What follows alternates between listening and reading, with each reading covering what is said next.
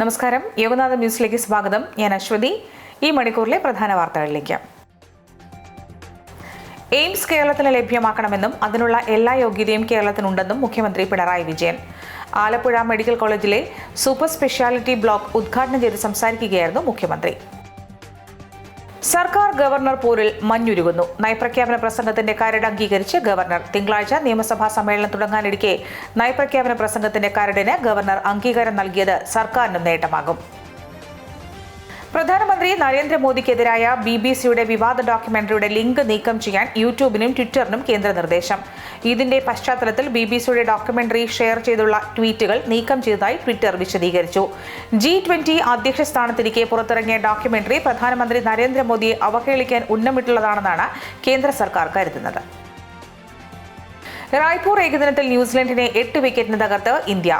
3 മത്സര പരമ്പര 2-0 ഇന്ത്യ സ്വന്തമാക്കി. ആദ്യം ബാറ്റ് ചെയ്ത ന്യൂസിലൻഡ് 34.3 ഓവറിൽ 108 റൺസിന് ഓൾ ഔട്ടായപ്പോൾ 20.1 ഓവറിൽ 2 വിക്കറ്റ് നഷ്ടത്തിൽ ഇന്ത്യ ലക്ഷ്യത്തിലെത്തി. KR Narayanan institute director Shankar Mohan രാജിവെച്ചു. ചെയർമാൻ അടൂർ ഗോപാലകൃഷ്ണനാണ് അദ്ദേഹം രാജി സമർപ്പിച്ചത്. രാജിക്ക് വിവാദവുമായി ബന്ധമില്ലെന്നാണ് ശങ്കർ മോഹന്റെ വിശദീകരണം. KR നാരായണൻ ഇൻസ്റ്റിറ്റ്യൂട്ടിലെ വിദ്യാർത്ഥികൾ ഉന്നയിച്ച ആരോപണങ്ങളിൽ സർക്കാർ അന്വേഷണം നടത്തിയിരുന്നു.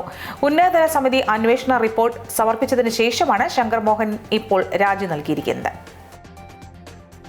പത്തനംതിട്ട ഇലന്തൂർ ഇരട്ട നരബലി കേസിലെ 2ാമത്തെ കുറ്റപത്രം കോടതിയിൽ സമർപ്പിച്ചു. റോസ്ലിനെ കൊലപ്പെടുത്തിയ കേസിലെ കുറ്റപത്രമാണ് ഇന്ന് സമർപ്പിച്ചത്. കേസ് അപൂർവങ്ങളിൽ അപൂർവമെന്ന കുറ്റപത്രം. പെരുമ്പാവൂർ JFCM കോടതിയിലാണ് സമഗ്രമായ അന്വേഷണത്തിനൊടുവിൽ തയ്യാറാക്കിയ കുറ്റപത്രം സമർപ്പിച്ചത്. പാർസൽ ഭക്ഷണത്തിൽ ഇനി മുതൽ തീയതിയും സമയവും രേഖപ്പെടുത്തിയ സ്റ്റിക്കർ നിർബന്ധമാക്കി ഉത്തരവിറങ്ങി.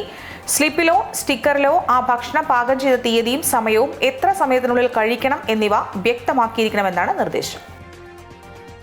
2047 ഇന്ത്യയിൽ ഇസ്ലാമിക ഭരണം സ്ഥാപിക്കുക എന്ന അജണ്ടയോടെ നിരോധിത സംഘടനയായ Popular Front of India killer സ്ക്വാഡുകൾ എന്ന പേരിൽ രഹസ്യ സംഘങ്ങൾ രൂപീകരിച്ചതായി ദേശീയ അന്വേഷണ ഏജൻസിയുടെ കണ്ടെത്തൽ.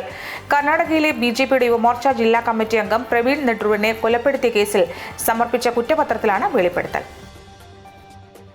വൻ സന്നാഹങ്ങൾ ഒരുക്കിയിട്ടും PT-7 ഇന്നും പിടികൂടാൻ കഴിഞ്ഞില്ല. കാട്ടാന ഉൾക്കാട്ടിലേക്ക് നീങ്ങുന്നത് വെല്ലുവിളിയായ സാഹചര്യത്തിലാണ് മയക്കുവെടി വയ്ക്കാനുള്ള ഇന്നത്തെ ശ്രമം അവസാനിപ്പിച്ചത്. മയക്കുവെടി വയ്ക്കാനുള്ള ദൗത്യം നാളെയും തുടരുമെന്ന് ഏകോപന ചുമതലയുള്ള ഓഫീസർ അറിയിച്ചു. ജമ്മുവിലുണ്ടായ ഇരട്ട ബോംബ് സ്ഫോടനത്തിൽ 6 പേർക്ക് പരിക്ക്. ജമ്മുവിലെ നർവാളിലാണ് സ്ഫോടനമുണ്ടായത്. 2 വാഹനങ്ങളിലാണ് സ്ഫോടനമുണ്ടായതെന്നും സംഭവം ആസൂത്രിതമാണെന്നും ജമ്മു കശ്മീർ പോലീസ് വ്യക്തമാക്കി. സൈന്യവും ബോംബ് സ്ക്വാഡും സ്ഥലത്തെത്തി പരിശോധന ആരംഭിച്ചു. രാഹുൽ ഗാന്ധിയുടെ ഭാരത് ജോഡോ യാത്ര കശ്മീരിൽ പ്രവേശിക്കുകയും റിപ്പബ്ലിക് ഡേ ദിനവും പ്രമാണിച്ച് സംസ്ഥാനത്ത് സുരക്ഷ ശക്തമാക്കിയതിന് പിന്നാലെയാണ് സ്ഫോടനം. ഈ വാർത്താ ബുള്ളറ്റിൻ പൂർത്തിയാകുന്നു. നമസ്കാരം.